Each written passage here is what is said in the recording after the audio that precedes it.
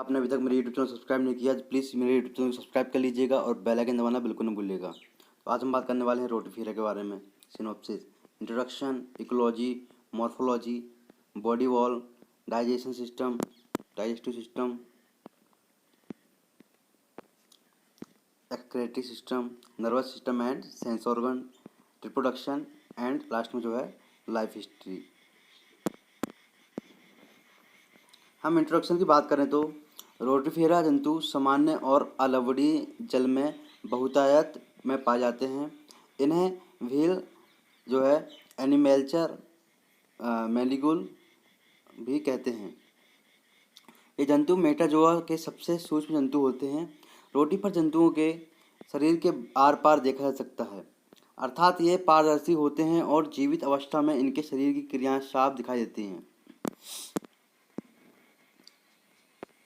सर्वप्रथम ल्यूवेनहॉक ने इसकी खोज 1703 में की थी। प्रारंभ में इन्हें प्रोटोजोआ संघ में रखा गया था। यहाँ पे एहरनेबर्ग जो होते हैं जे थे, उसने 1838 में इन्हें सोरिया वर्ग में अलग में रखा था। इकोलॉजी की हम बात करें तो रोटिफर सर्वव्यापी होते हैं क्योंकि इनके अंडे आसानी से हवा तथा जंतुओं द्वारा वितरित हो जाते हैं। ये बहुतायत में अलवड़ीय जल में, कुछ लवणीय जल में तथा कुछ दलदलों में और कभी कभी परजीवी होते हैं। इन्होंने अपने आप को विभिन्न वातावरण के लिए अनुकूलित कर लिया है। पारिस्थितिकी रूप से इन्हें 3 प्रकारों में बांटा गया है।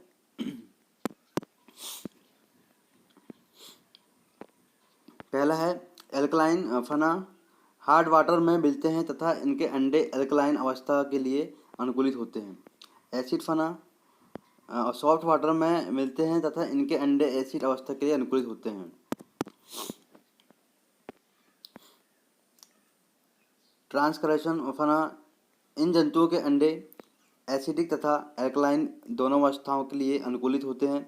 रोटिफर जोंक की तरह तली पर रेंगता है या सीलिया की मदद से तैरते हुए गति करता है। ये जंतु यूनिसेलुलर एल्गी, अन्य सूक्ष्म जंतु या भोजन के कण जो सीलिया की गति से मुख के अंदर आ जाते हैं को खाते हैं। वही दूसरी तरफ ये कीड़ों, क्रस्टेशियंस तथा मछलियों के भोजन बनते हैं। यह प्राणी अलवड़ीय जल की फूड चेन्स में महत्वपूर्ण भूमिका निभाते हैं। मॉर्फोलॉजी की हम बात करें यहाँ तो प्राय रंगहीन और पारदर्शी होते हैं। क्यूटिकल के घेरे के कारण पीला रंग दिखाई देता है। कई रोटिफर जो बर्फीले स्थानों जैसे एल्पाइन या पोलर क्षेत्रों में पाए जाते हैं में भूरा, लाल और नारंगी रंग आहार नाल में दिखाई देता है। इनका आकार अत्यंत सूक्ष्म होता है तथा ज़्यादातर प्रोटोजोआ से भी छोटे आकार के होते हैं। इनमें से ज़्यादातर रोटिफर अमीबा से छोटे होते हैं तथा इनका भोजन भी बनते हैं। यह देखने में सिलिएटेड प्रोटोजोआ जैसे होते हैं। इंटरनल फीचर्स की हम बात करें यहाँ तो एक सामान्य रोटिफर के फूले हुए तथा लंबे शरीर को 3 क्षेत्रों में विभाजित किया जाता है। पहला है हेड, शरीर का अगला भाग सिर के रूप में स्पष्ट अलग से दिखाई नहीं देता है। सिर पर सीलिया का मुकुट होता है जिसे कोरोना या ट्रोकल डिस्क कहते हैं। इस मुकुट पर सीलिया का वितरण जंतुओं में भिन्न हो सकता है। ट्रंक की हम बात करें तो शरीर का मध्य भाग लंबा, पतला और चौड़ाई लिए हुए होता है। जहाँ मुख्य विसरल अंग पाए जाते हैं, सामान्यतः यह एक कवच जैसी क्यूटिकल से घिरा रहता है। यह क्यूटिकल पारदर्शी व लचीली होती है। इसे लोरिका कहते हैं। फूट, अंतिम भाग या एनस के बाद का हिस्सा धीरे धीरे पीछे की ओर पतला हो जाता है जिसे पैर या पूंछ कहते हैं। इसकी क्यूटिकल प्राय छल्ले के एक समान होती है। पूंछ लंबी या छोटी हो सकती है तथा एक चिपचिपे डिस्क के रूप में या फिर 1 से 4 तक नुकीले चलित अंगुली के आकार के जो टो में खत्म हो जाती है। बॉडी वाल की हम बात करें तो बॉडी वाल जो है क्यूटिकल जो है हाइपोडर्मिस या एपिडर्मिस तथा सब एपिडर्मल मसल्स से बनी होती है। क्यूटिकल नॉन सेलुलर होती है तथा हाइपोडर्मिस से स्रावित होती है। यह स्क्लेरोप्रोटीन्स की बनी होती है तथा यह रक्षा कवच का कार्य करती है। हाइपोडर्मिस एक पतली सिंसाइटियम ऊतक की बनी होती है जिसमें बिखरे हुए कई केंद्रक होते हैं। स्यूडोशोल की हम बात करें तो एम्ब्रियोनिक ब्लास्टोसिल से विकसित एक बड़ी गुहा शरीर भित्ति तथा आहार नाल के बीच पाई जाती है। डाइजेस्टिव सिस्टम की हम बात करें यहाँ तो प्रोटोजोआ जो है वो कार्बनिक कण तथा अन्य सूक्ष्म जंतु सीलियरी गति द्वारा मुंह से ढकेल दिए जाते हैं। मुख सीधे बक्कल कैविटी द्वारा गोलाकार लंबे पेशीय फेरिंक्स में खुलता है जो भोजन को चबाता है। फेरिंक्स द्वारा भोजन को चबाने का कार्य केवल रोटीफर ही करते हैं। इसकी फेरिंक्स में ट्रॉफी नामक काइटिन के बने जो है दांत या जबड़े होते हैं जो गुहा में निकले रहते हैं। ट्रॉफी मुख्य रूप से जो है 7 टुकड़ों से बनता है जिनमें से 6 जोड़ी में होते हैं तथा एक अकेला होता है। इसके बीचों बीच में एक फोर्क्ड संरचना इनकस होती है जिसमें एक मध्य आधारी बेस होता है जिसे फलक्रम कहते हैं। एक्सक्रीटरी सिस्टम की हम बात करें तो यहाँ पे इसमें अमाशय जो है, अमाशय के दोनों तरफ पार्श्व में एक उत्सर्जी नलिका या प्रोटोनेफ्रिडिया होता है जिसमें अनियमित रूप से टैग लटके रहते हैं जिनके सिरों पर 2 से 8 तक फ्लैम सेल्स होती हैं। शरीर के अगले भाग में मुख्य के ऊपर उत्सर्जी नलिकाएं एक ट्रांसवर्स रीनल कश्मीर से जुड़ती हैं। इस ट्रांसवर्स कश्मीर को हक्सले का एनास्टोमोस कहते हैं।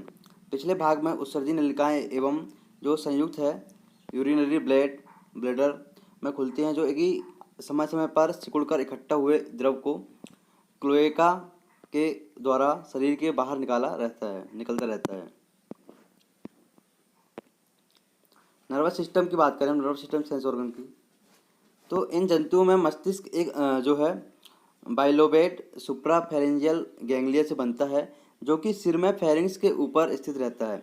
विभिन्न प्रकार की तंत्रिकाएं मस्तिष्क से निकलकर विभिन्न अंगों व संवेदी केंद्रों को जाती हैं।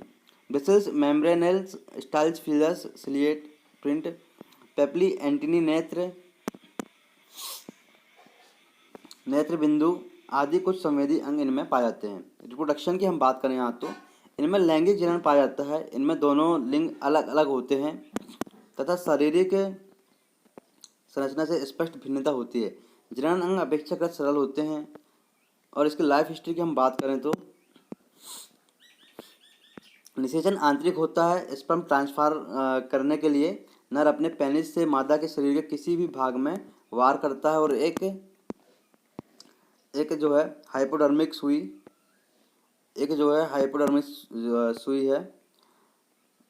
हाइपोडर्मिक सुई की तरफ स्पर्म की शरीर की स्यूडोसील में डाल देता है।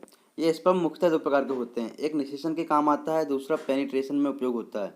रोटिफर में जीवन चक्र मौसम पर आधारित होता है। अंडे प्रातः तालाब की नली में दिए जाते हैं या फिर अंडों को मादा या अन्य जंतुओं के शरीर पर चिपका दिया जाता है। इन जंतुओं में अंडे भिन्न प्रकार के होते हैं।